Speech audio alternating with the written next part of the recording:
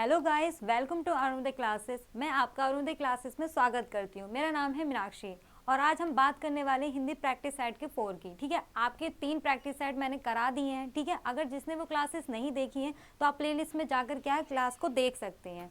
ठीक है, तो आज की क्लास को हम स्टार्ट करते हैं। और अगर क्लास आपको पसंद आती है तो इस सेशन को लाइक करना, शेयर करना और ज़्यादा से ज़्यादा चैनल को सब्सक्राइब करना। ठीक है, और इसके अलावा आपकी बहुत सी क्लासेस स्टार्ट करा दी, जैसे रीजनिंग, मैथ हो गई है, आपकी भूगोल की क्लास स्टार्ट हो चुकी है।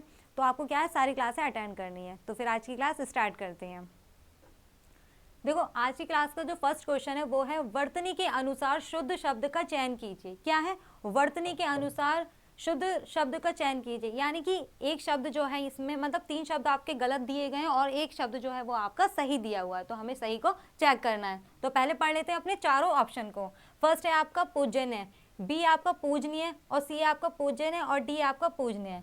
तो आपको मेरे हिसाब से मैं बताऊं, अगर सबसे मैं अगर क्वेश्चन पूछूं ना इसका आंसर, तो सबका आंसर आ रहा होगा इसमें बी पूजनीय, क्योंकि जो आपने भी सुना होगा अधिकतर लोग बोलते हैं पूजनीय, लेकिन ये शब्द जो आपका गलत है, पूजनीय नहीं होता है। इसका राइट आंसर आपका ए है, पूज्यनीय होता है। क्या होता है आपका? पूज्यनीय होता है। ये आपकी शुद्ध वर्तनी है। ठीक है, पूजनीय नहीं होता है। तो आपका राइट आंसर क्या हो गया इसमें? फर्स्ट का फर्स्ट ही हो जाएगा, पूज्यनीय। ठीक है, बढ़ते हैं अपने नेक्स्ट क्वेश्चन की ओर। नेक्स्ट क्वेश्चन है कि जिसका जन्म पहले हुआ हो इसके लिए एक शब्द जो उपयुक्त हो, यानी कि जिसका जन्म पहले हुआ है उसके लिए आपको एक शब्द में अर्थ बताना है, यानी कि शब्द बताना है, उसके लिए क्या कहा जाएगा? अनुज, बी आपका द्विज, सी आपका अग्रज और डी आपका सर्व। देखो, द्विज वो होता है ब्राह्मण को कहा जाता है, द्विज कहा जाता है जिसके 2 बार जन्म होते हैं। किसके? यानी कि द्विज जैसे दांत हो गया, ब्राह्मण हो गया। दांत जैसे आपके 2 बार दांत आते हैं, एक बार दूध के आते हैं, उसके टूटने के बाद फिर आते हैं, फिर नहीं आते कभी दांत। तो जिसका जन्म 2 बार होता है उसे कहा जाता है द्विज। सी आपका अग्रज, अग्रज किसे कहा जाता है? यानी कि बड़े भाई को कहा जाता है अधिकतर। ठीक है, और डी आपका सर्व, यानी कि सब कुछ जानने वाले, यानी कि ज्ञाता कह सकते हैं, सब कुछ जानने वाले को बोलते हैं सर्व। और अनुज कहा जाता है छोटे भाई को।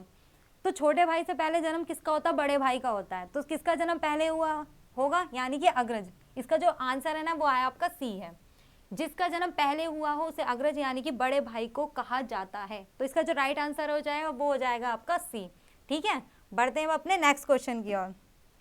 नेक्स्ट क्वेश्चन है कि वर्तनी के अनुसार शब्द का शुद्ध रूप चुनिए।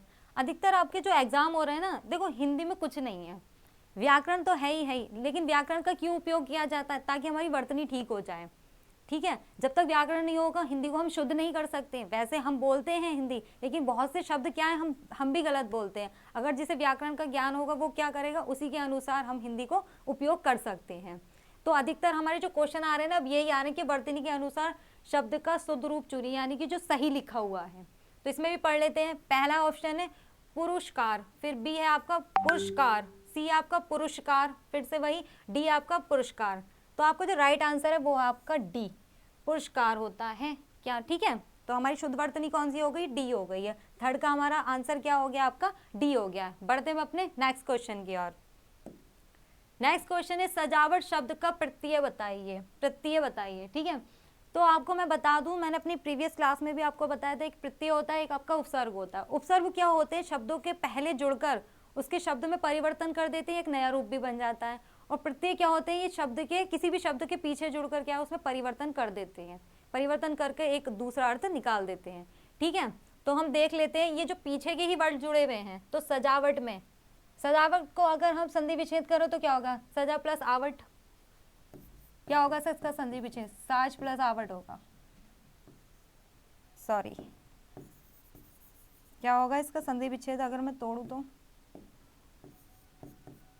साज प्लस आवट होगा। क्या आ जाएगा? आवट। ये इसका संधि विच्छेद टूट गया। अब देख लो कहाँ पर आपका प्रत्यय लगा हुआ है। फर्स्ट में आप दे रखा है, फिर बी में आवट दे रखा है, सी में आहट दे रखा है और टा दे रखा है। तो राइट आंसर क्या हो जाएगा हमारा? आवट, यानी कि बी हो जाएगा, सजावट हो जाएगा। ठीक है, तो इसका जो राइट आंसर क्या हो गया है हमारा? फोर्थ का हमारा बी हो गया है, आवट। सजावट कह सकते हैं, कड़वाहट। ठीक है, इसमें भी आवट आ रहा है आपका। बढ़ते हैं अपने नेक्स्ट क्वेश्चन की ओर। नेक्स्ट क्वेश्चन है लड़का पेड़ से गिरा, उपरोक्त वाक्य का कारक है। कारक, ठीक है, इसमें क्या? लड़का पेड़ से गिरा, से आ रहा है इसमें। ठीक है, अब पढ़ लेते पहले ऑप्शन। ऑप्शन दे रखे संप्रदान कारक, बी आपका कर्म कारक, सी है करण अपादान। संप्रादन में क्या होता है, के लिए आता है, क्या आता है, के लिए। अभी प्रीवियस क्लास में भी आपको मैं बता चुकी हूँ, के लिए या को आता है, ठीक है। कर्म में क्या होता है, कर्ता ने, कर्म को आता है इसमें, करण से, अपादान से अलग, यानी कि जो चीज अलग होती है। तो क्या आ रहा है, लड़का पेड़ से, यानी कि पेड़ से गिरा, तो से आ रहा है, से किसमें आ रहा है आपका, करण में आ रहा है। कर्ता ने कर्म को करण से आ रहा है ना, तो इसका राइट आंसर क्या हो जाएगा, सी हो जाएगा। देखो अपादान कारक भी क्या है, से अलग होता है, यानी कि उससे अलग होता है, लेकिन इसमें क्या है, पेड़ से गिरा, ठीक है। तो इसमें जो राइट आंसर हो जाएगा ना, वो आ जाएगा आपका सी, यानी कि करण कारक इसमें आ रहा है फिफ्थ में। फिफ्थ का कौन सा राइट आंसर हो गया हमारा, सी हो गया है। बढ़ जाते हैं अपने नेक्स्ट क्वेश्चन की ओर। नेक्स्ट क्वेश्चन है चौराहा। चौराहा शब्द में कौन सा समास है। चौराहा का पहले मीनिंग देख लेते हैं क्या होता है, यानी कि चार राहों वाला, यही तो कहा जाता है इसे, चार राहों वाला या रास्तों वाला, चार राहों वाला या चार रास्ते काटने वाला भी चौराहा कहलाता है। तो चार आ रहा है, इसमें क्या आ रहा है, इसमें गिनती आ रही है, पहले संख्या बताई जा रही है, ठीक है। चार राहें कट रही हैं, तो इसमें क्या आ रही, गिनती आ रही है। और आपका एक ऐसा समास होता है जिसमें गिनती यानी कि संख्यावाचक होता है, प्रधान होता है पहला पद उसका। तो कौन सा होता है, बहुब्रीहि होता है, नहीं। बहुब्रीहि में तो क्या आपका एक तीसरा अर्थ निकलता है, द्वंद्व होता है, इसमें तो योजक चिन्ह होता है, मैंने आपको बताया था योजक चिन्ह होता है, और दोनों पद इसके प्रधान होते हैं, जैसे माता पिता, स्त्री पुरुष, ठीक है, राम श्याम।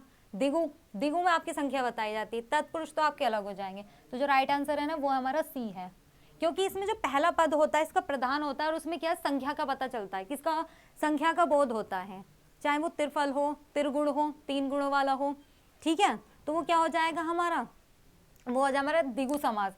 तो ये क्या है हमारा, किसके और इशारा कर रहा है, हमारा थर्ड ऑप्शन की, यानी कि द्विगु समास का राइट आंसर हो जाएगा, ठीक है। बढ़ते हैं अब अपने नेक्स्ट क्वेश्चन की ओर। नेक्स्ट क्वेश्चन है कि कौन सा शब्द कामदेव का प्राय यानी कि प्रायवाची नहीं है। देखो ये निगेटिव वाले क्वेश्चन अधिकतर मैंने अभी तक आपको जितने भी प्रैक्टिस सेट कराए उसमें निगेटिव वाले, ये इसलिए नहीं कराए गए कि मैं ही आपको निगेटिव करा रही, ये क्वेश्चन आपसे आप बहुत पूछे जा रहे हैं हिंदी में। निगेटिव क्वेश्चन तो आपके इतने हो गए हैं कि आपका हिंदी सब्जेक्ट हो या कोई सा भी सब्जेक्ट हो, उसमें हिंदी के ऐसे शब्द आ रहे हैं जिसमें निगेटिव आपसे पूछा जा रहा है, ठीक है। तो उससे क्या है, ध्यान से आपको पढ़ लेना है। तो लिखा कौन सा शब्द कामदेव का प्रायवाची नहीं है, ठीक है। अनग ये होता है, मनसिज भी होता है, कदर भी होता है, अरविंद नहीं होता। अरविंद आपका कमल का है, किसका है, कमल का प्रायवाची है। पूछा ही हमसे गलत है, यानी कि यही गलत है, और हमसे पूछा ही गलत है, इसलिए हमारा राइट आंसर डी हो जाएगा, अरविंद। क्या, कामदेव का प्रायवाची नहीं है, अरविंद किसका है, कमल का है, ठीक है। अब बढ़ते हैं अपने नेक्स्ट क्वेश्चन की ओर। देखो क्लास पसंद आ रही तो इसे ज़्यादा से ज़्यादा लाइक करना, शेयर करना, और सबसे ज़्यादा इंपॉर्टेंट काम है आपको चैनल को सब्सक्राइब करना, और उसके साथ साथ में एक और काम करना, बेल आइकन को जरूर प्रेस करना है, क्योंकि जब भी क्लास होगी तब क्या है, आपको नोटिफिकेशन मिल जाएगा, ठीक है। चाहे वो हिंदी का प्रैक्टिस सेट हो, या आपकी रीजनिंग की क्लास हो, या आपकी मैथ की क्लास हो, ठीक है। आपको यहाँ बेहतरीन से बेहतरीन टीचर हैं, जो आपको बहुत ही ज़्यादा अनुभव हुए हुए टीचर हैं, जो आपको पढ़ाने के लिए अभी शुरुआत की गई है। तो आपको क्या करना है, चैनल को सब्सक्राइब जरूर करना है, ठीक है।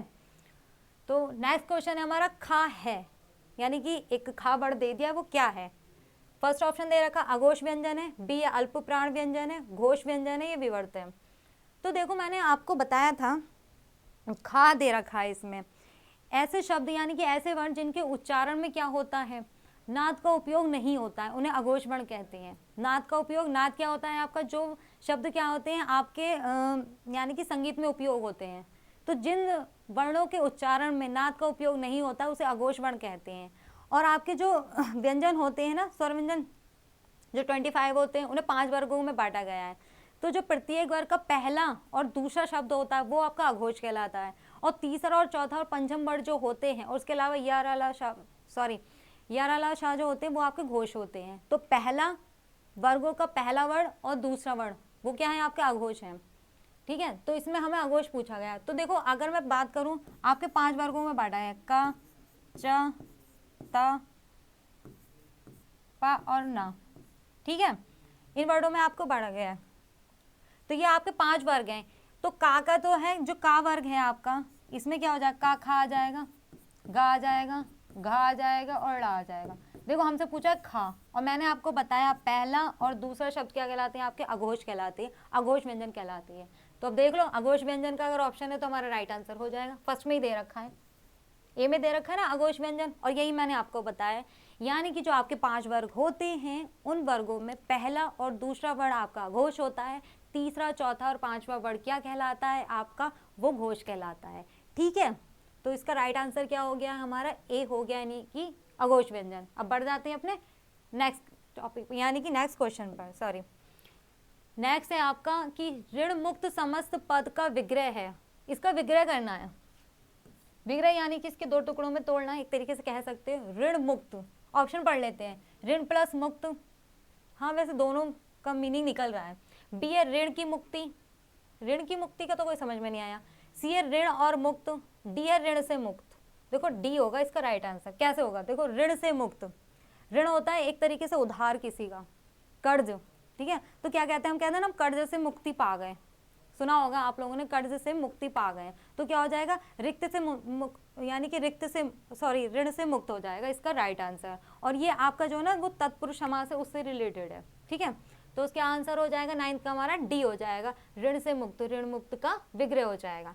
बढ़ जाते हैं अपने नेक्स्ट क्वेश्चन पर। नेक्स्ट क्वेश्चन है कि किस शब्द का संधि विच्छेद शुद्ध नहीं है। देखो फिर से नहीं है, इसे ध्यान से पढ़ लेना, नहीं है पूछा है। सबसे पहला दे रखा ऑप्शन मात्र प्लस आनंद, मात्रानंद। बी आपका सदा प्लस एव, सदैव। ये आपकी देखो क्या वृद्धि संधि का उदाहरण है,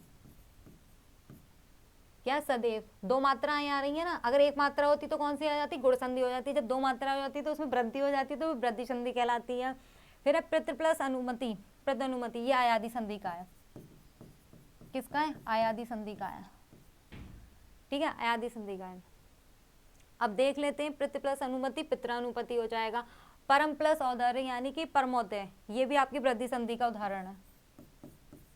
देखो इन्होंने पूछा कि शुद्ध नहीं है, ये तो मैंने आपको बता दिया किसकी संधि से रिलेटेड है। देख लेते हैं शुद्ध क्या नहीं है। देखो सदा प्लस एव का संधि विच्छेद यही टूटेगा, प्रत प्लस अनुमति का प्रत्यनुमति हो जाएगा।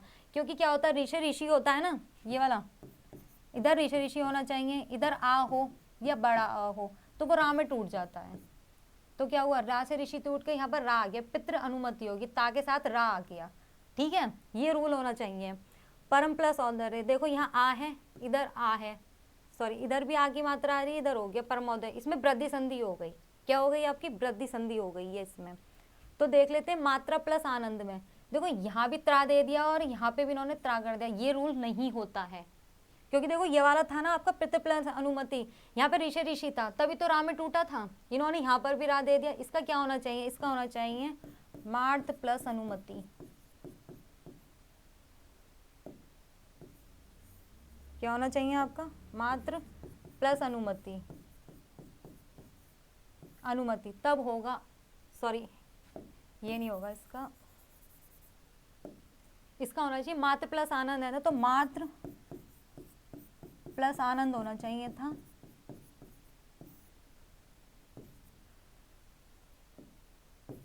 मार्त प्लस आनंद होना चाहिए था इसका संधि विच्छेद। ये तो ठीक लिखा, मात्रानंद हो जाएगा। क्या है, जब ऋषि ऋषि ये आ गया, आप सॉरी ऋषि ऋषि तो आपका ये आ गया है और टूट किस में गया, और आ इधर आ गया, तभी तो ता और रा में बदल गया, ये तभी तो त्रा बन गया।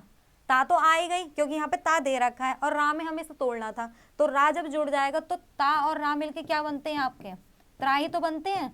तो वही तो लगा रखा मात्रानंद, पर यहाँ पे जो संधि विच्छेद है वो गलत हुआ, यहाँ आना चाहिए था मात्र प्लस आनंद। और यही पूछा था कि किस शब्द का संधि विच्छेद शुद्ध नहीं है, तो इसी का शुद्ध नहीं है।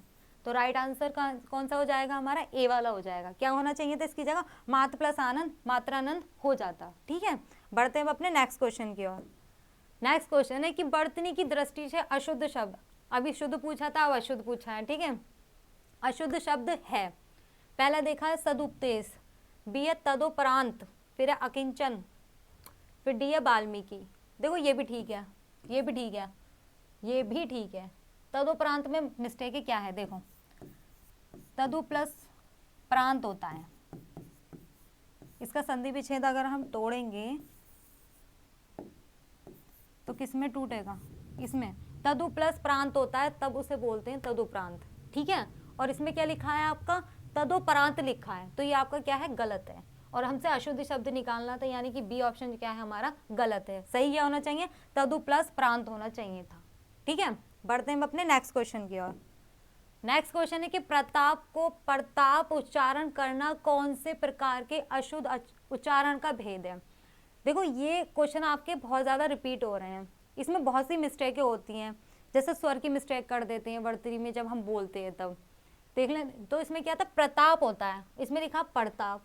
प्रताप और प्रताप में आप खुद बोलकर दे सकते, प्रताप और प्रताप क्या है, स्वर की कमी आ रही है नहीं आ रही है, तो क्या हो सकता है, स्वरागम, बी है स्वरालाप, आगम, डी है आकार इकार भ्रम, कुछ नहीं है, ये तो कुछ नहीं होते हैं। स्वरालाप, स्वरालाप के स्वर के साथ ही तो बोल रहे प्रताप और प्रताप, प्रताप और प्रताप, खुद ही देखा जा रहा है स्वर के अनुसार क्या हम स्वर का लाप कर रहे हैं, प्रा को बहुत खींच कर बोल रहे हैं, वहां क्या पर बोल रहे हैं, वहां प्रा बोल रहे हैं, तो क्या आ जाएगा इसका राइट आंसर हमारा बी हो जाएगा, स्वरालाप का इसमें कमी दे रखी है। ठीक है, बढ़ते हैं अपने नेक्स्ट क्वेश्चन की ओर। नेक्स्ट क्वेश्चन है भाषा संरचना में अपेक्षित भाषा के प्रमुख अंग होते हैं। भाषा संरचना में अपेक्षित भाषा के प्रमुख अंग होते हैं। देखो भाषा कोई सी भी हो, दो ही रूप होते हैं उसके, लिखित और मौखिक। ठीक है, वो अलग अलग तरीके से हम लिख सकते हैं, बोल सकते हैं, कम्युनिकेशन करते हैं हम लोग, ठीक है, मतलब संवाद करते हैं एक दूसरे से, तब क्या मौखिक है। लिखित है, लिखित अब मान लो पहले लेटर चल रहे थे, क्या था, डाकिया आ रहे थे, अब क्या हो रहा है, एसएमएस के द्वारा हम भेज देते, मेल्स कर देते, तो दो ही तो होगा, कोई तीसरा तरीका तो अभी तक मौखिक का मतलब सॉरी भाषा का आया ही नहीं है। ठीक है, दो ही तरीके से तो बातचीत हो सकती है। वीडियो कॉलिंग पे बात हो रही तो क्या हो रहा है, बात ही तो कर रहे हैं, मौखिक के रूप में कर रहे हैं, मैसेज कर रहे हैं तो क्या है वो लिखित के रूप में। पहले क्या था, चिट्ठी पत्र था, तार भेज दिया जाता था, ठीक है, या फिर सामने मिलकर बात हो जाती थी, तो दो ही तो रूप है। तो यानी कि तो भाषा संरचना में अपेक्षित भाषा के प्रमुख अंग होंगे, दो ही होते हैं, लिखित और मौखिक। ठीक है, इस क्वेश्चन में तो कोई दोहराई वाली बात है ही नहीं। बढ़ते हैं अपने नेक्स्ट क्वेश्चन की ओर। नेक्स्ट क्वेश्चन है कि प्राथमिक स्तर पर भाषा अध्ययन में मुख्य तत्व होगा। प्राथमिक स्तर पर भाषा अध्ययन में मुख्य तत्व होगा। देखो प्राथमिक स्तर का मतलब यह है पहले ही स्तर होना चाहिए। जब हम भाषा सीख रहे हैं तो हमारा पहला स्तर हो गया, चाहे वो फर्स्ट क्लास से लेकर हो या हमारी यूकेजी क्लास से हो, कोई सी भी क्लास से हम स्टार्ट कर रहे हैं अगर भाषा को सीखना, ठीक है, तो उसके बारे में कहा गया है। तो भाषा अध्ययन में मुख्य तत्व क्या होना चाहिए, तो ऑप्शन पढ़ लेते हैं। व्याकरण का उपयोग, यानी कि अगर आपको हिंदी भाषा सीखनी है ना तो आपको व्याकरण का उपयोग ही करना है इनके रिकॉर्डिंग। फिर बी है कि शब्द भंडार अभिवृद्धि, यानी कि शब्द भर लो दिमाग में, बहुत सारे, आता कुछ नहीं हो चाहे हमसे उच्चारण उसका। ठीक है, सी है साहित्यिक समझ, बस साहित्य पढ़ लेंगे कि किसका जन्म कहाँ पर हुआ था, कौन कौन सी विवेच नदी थी लोगों ने, यानी कि कौन सी वो बताया था। ठीक है, तो साहित्य पढ़ लें, उससे हो जाएगा भाषा का ज्ञान हमें। डी है उच्चारण की स्पष्टता। देखो सबसे मेन जो होती है ना भाषा को सीखने का वो होता है उच्चारण, क्या होना चाहिए, उच्चारण की स्पष्टता।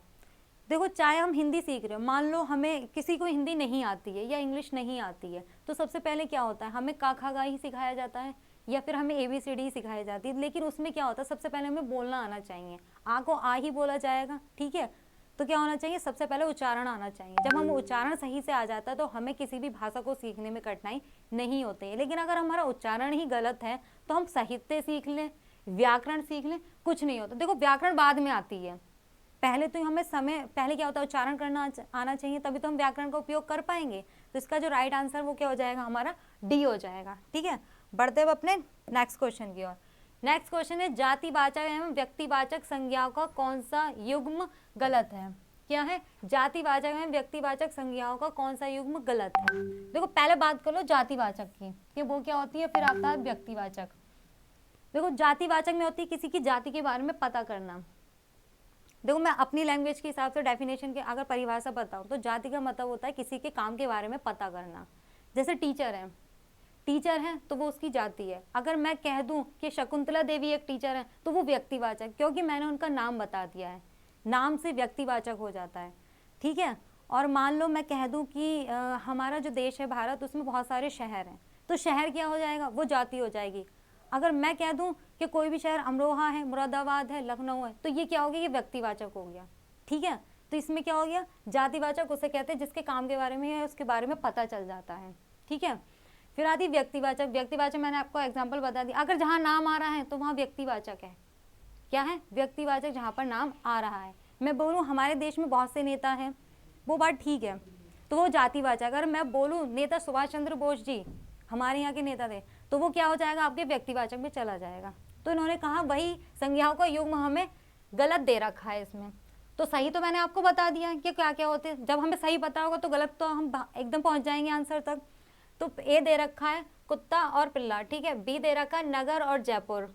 देखो नगर, नगर तो किसी शहर का मतलब, जैसे अगर आपका शहर है तो वहाँ नगर भी होते ही हैं, ठीक है। तो मतलब ये जातिवाचक हो गया। जयपुर आपके व्यक्तिवाचक हो गया, क्योंकि जयपुर आपकी एक सिटी है, वो अलग है, फेमस है, नाम है उसका, ठीक है। नगर नाम नहीं है, लेकिन उसके बारे में बताया जा रहा है।